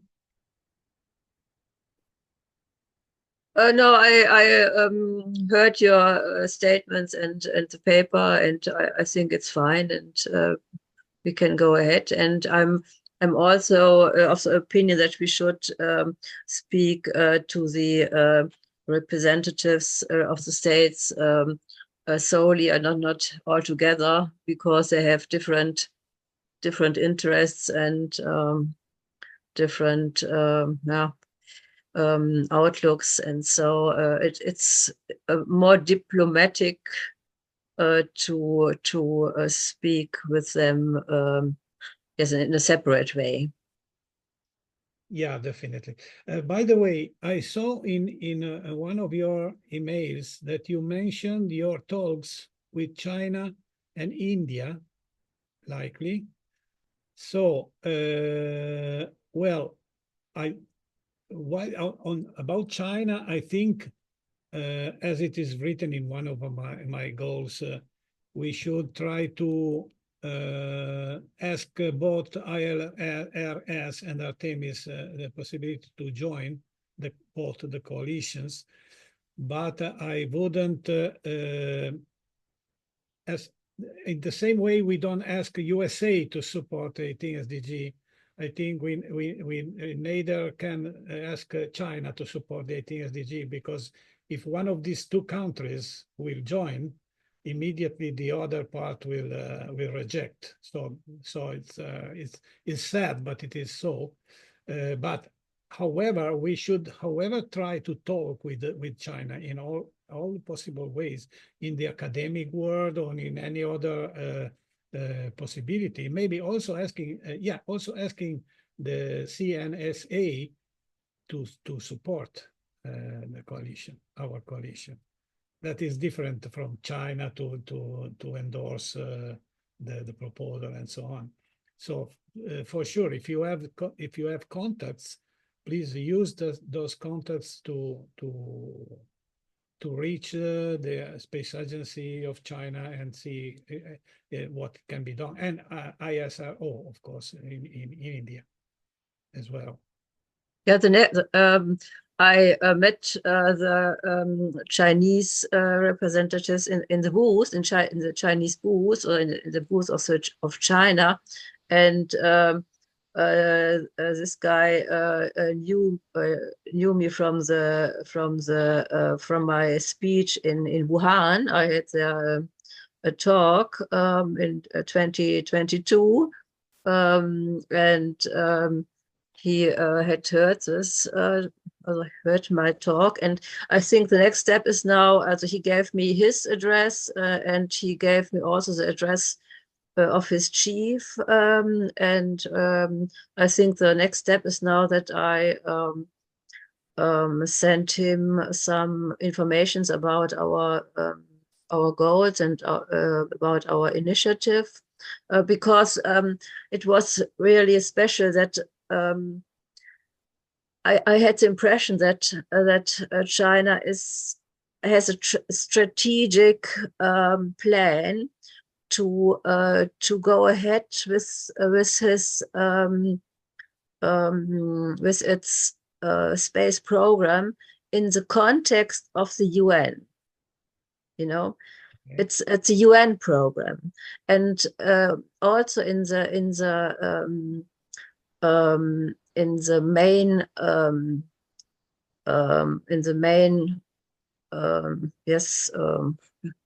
not exhibition, but in the main talk in the main room there in Milano, they had invited also members of the UN and UN corpus.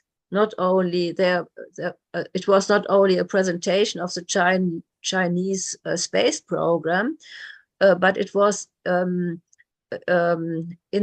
they presented it in the context of the UN program. You know, so you could see that the Chinese not only want to go for itself or for BRICS to the moon and to space, but in the context of the UN. And I think that's a very good starting point for our activities. And the US Artemis program was presented as a program with the collaborations of the other Artemis participants, but they had not this strategic idea of going ahead in the context of the UN. Great. So, okay, while you were talking, I had an idea that maybe we can nominate in our committee one responsible as an interface to different state and the space agencies, basically versus two space agencies, so we can think about maybe Marie-Luise with CNSA and Gary with NASA. Can we ask? Can we think, Gary? You can talk with NASA. By the way, I had a short talk with the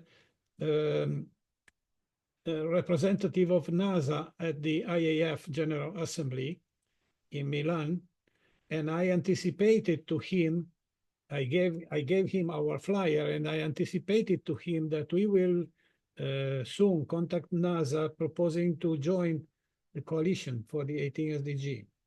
Do you know which person you spoke with, or because obviously there were lots there? Yes, I have his visit card, and I can. Okay. I can. You don't have to do it now. Just as long as we know who it is, because. So yeah, Gary, maybe Robert also could be Could I mean, you- it's up to, I'll support Gary. I'll support, I mean, Gary. so yeah. Gary and Ron, We definitely have an opportunity through multiple NASA centers and NASA headquarters. The key Okay. thing with most bureaucracies is they really don't like to be surprised. So going through and venturing this, coming to the table with them and providing meaningful information concerning an initiative building out of NGO activities, okay, and helping them to find alignment, with where things stand with NASA, ends up being a very real win. And the basically, whenever you have a situation where internationals are involved, that means NASA headquarters has the option of being involved. The centers tend to be rather,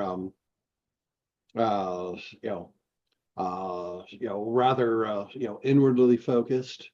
Cooperation and collaboration is something that doesn't come easily. by But the way, when there's a basis for, both, headquarters and multiple centers to be involved, that is, there's an interesting blend of coordination, collaboration, and competition that occurs there. And, if, Co-opetition. yeah, so that is certainly something that we can, the per- leverage in those regards. the person is this one. Don't know if you can read it.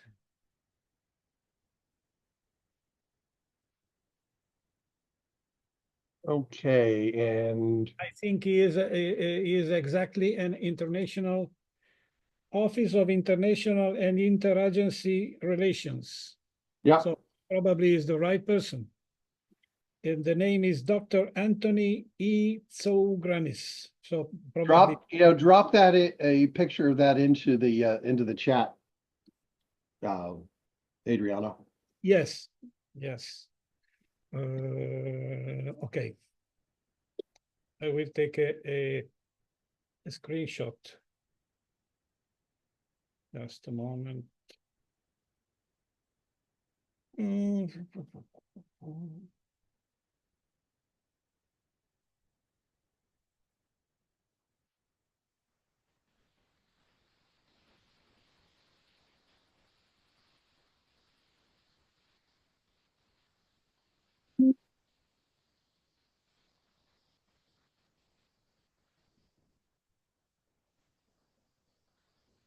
I'm trying to, take a picture. Okay, I got it. I got it, and I will share it now.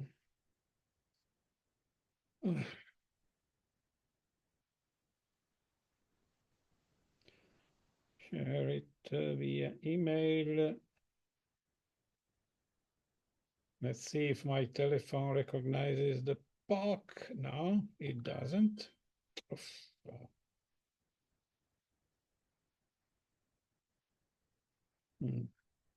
Okay, we send it to me and then share it here.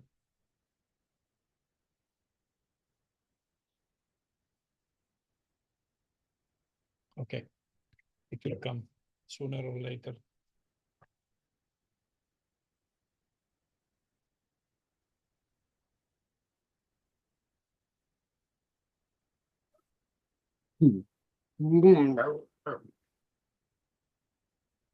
No.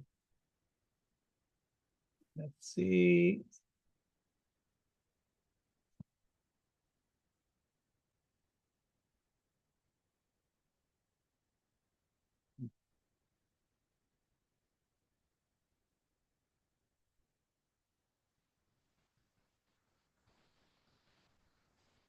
I cannot minimize the Zoom workplace when I record. Oh my God, this is another thing that I didn't know. Zoom invents new things each day.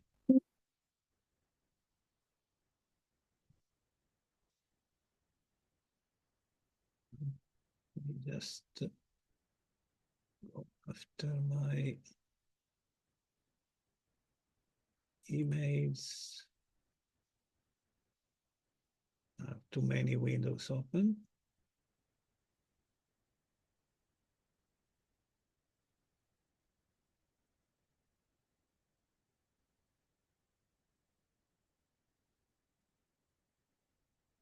Okay, on the other page, of course.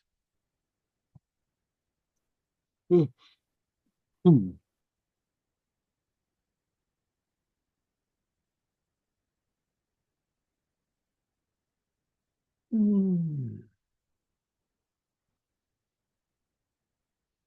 I'm coming. Just to revive my email software that sometimes it goes.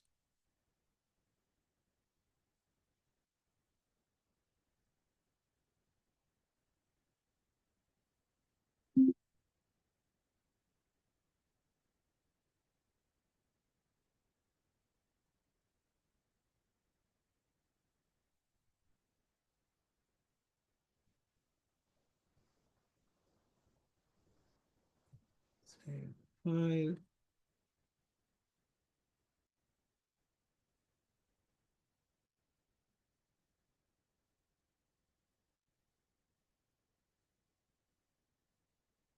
Okay.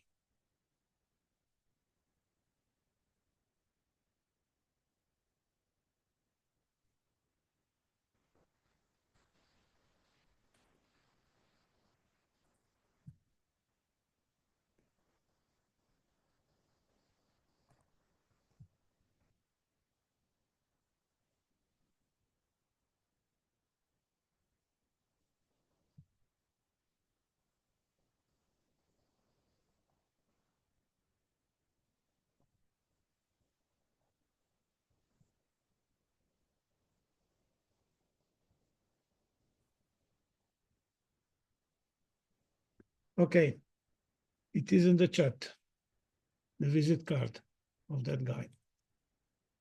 So, Amalie, I see your hand. Raise it. There's something to say?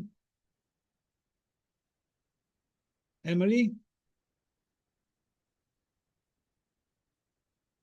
Sorry, Amalie, I am seeing your hand raised, but maybe it is from before.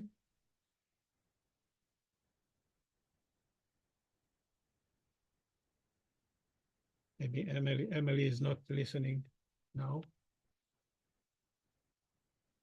Okay, so I think is anything more to say? We can, yeah, Marie-Luise, please. Perhaps it is also. Hello. Can you hear me? Yes, we can hear you. Ah, good. Okay. Okay. Oh, sorry, Marie-Luise, I wanted to ask you, do you have a connection? Do you have some discussion with the Indian government there? The German government has now very very close connections to India, and in this context also the universities are more in contact, and I'm involved in that, but I cannot it's in a phase which is going, I cannot speak a lot about it. All right. Yeah, It's just that if there's a possibility, there's NASA, and then there's some sort of discussion with China, that India is a very good counterbalance to any type of kind of confrontational. yes. So maybe it would be possible to reach some representative in India. Perhaps you have channeled it. Yes, Yeah.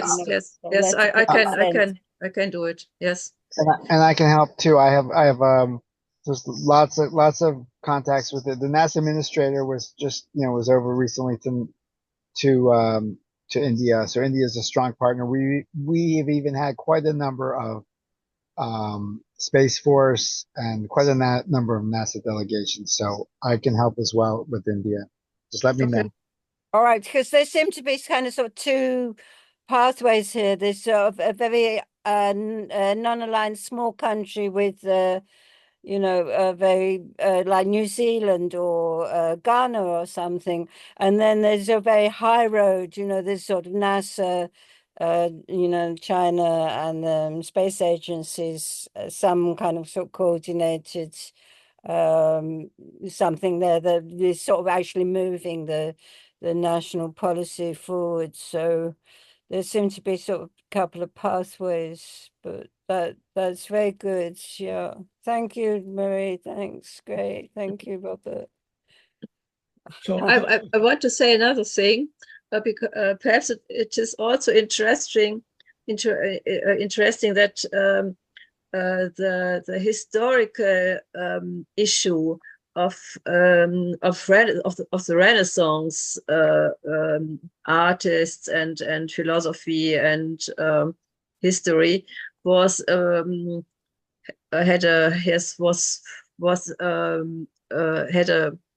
was a great issue at the opening ceremony of the IAC in Milan.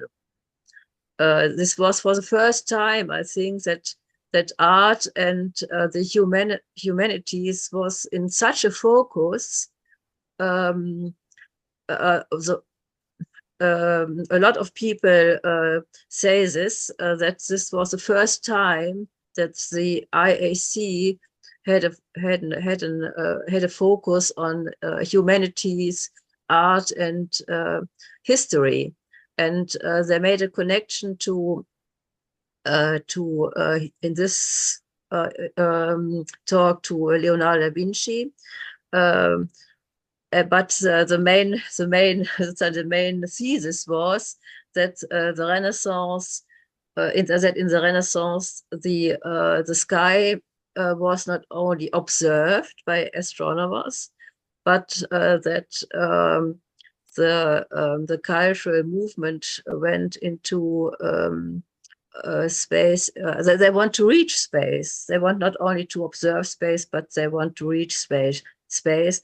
And this was really my thesis in several books I published since 2007. And the art historian who gave the speech at the opening ceremony at Milano know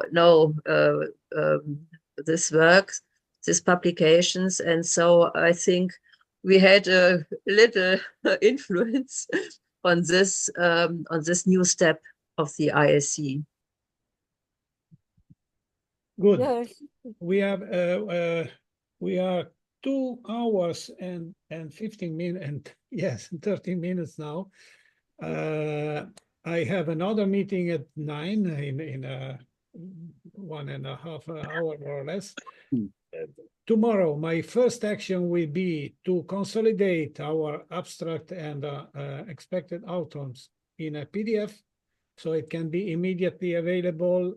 Yeah, of course, after possible correction and amendments. However, it will be available to while we are starting to contact people and going ahead with our proposal.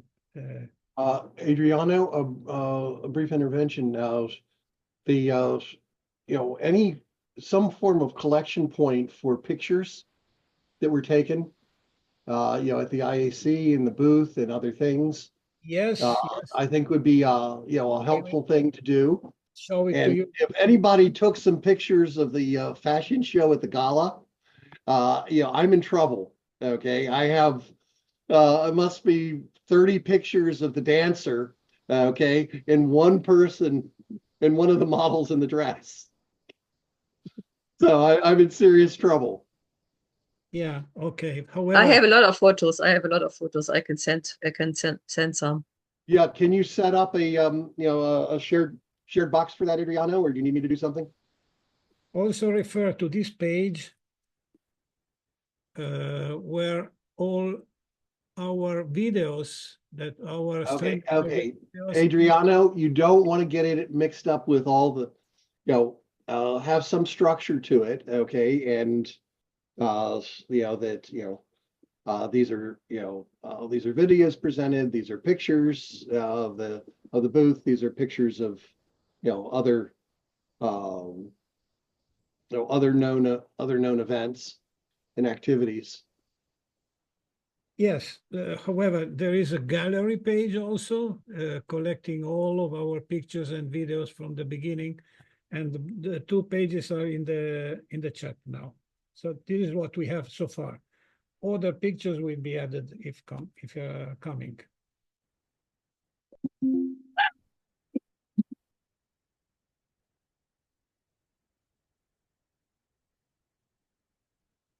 Okay.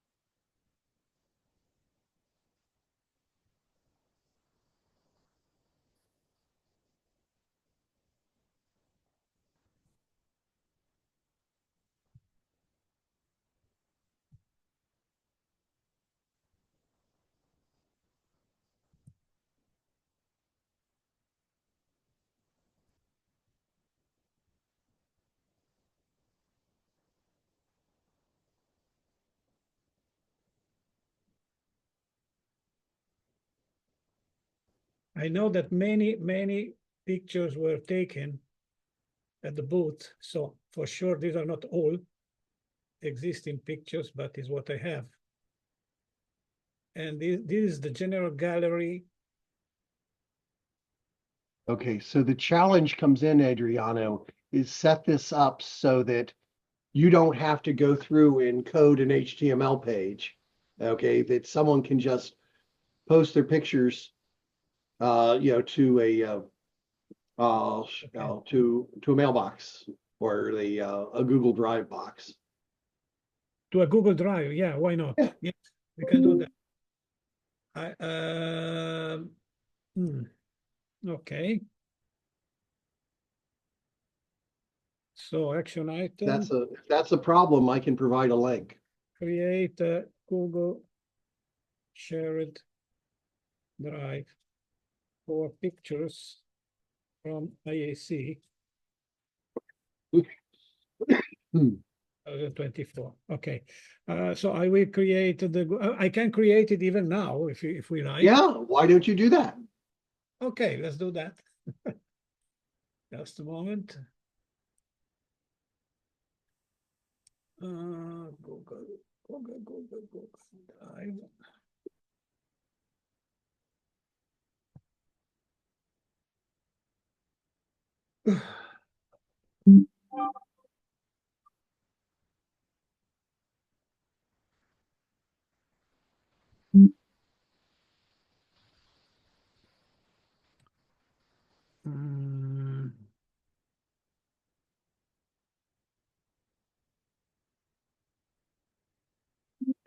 Astronautic IAC 2024. Okay, materials, new folder, picture.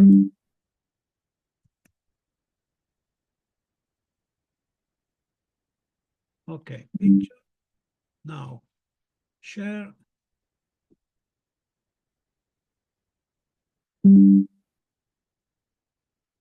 Anyone with the link. Editor. Copy link. Done. And here it is.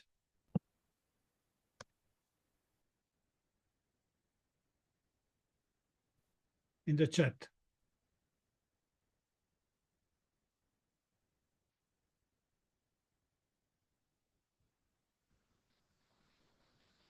They got it. Okay. Okay. Friends, may we close? Thank you very much. Thank you very much for chatting. And I think some of you we will meet again in 1.5 hours. And with the committee, the Space Renaissance Academic Committee, Transport, Mining, Industry, and etc. Gary, I don't know if you are in. If not, I can send you the link. Send me a link. I do not have it. I do not have it in my calendar. Okay. Yeah, I have to include you in several committees, by the way. It's something I have to do it. Well, thank you very much by now. Ad Astra, everybody. See you next time. Bye-bye. Bye. Congratulations. Good job. Great job, everybody.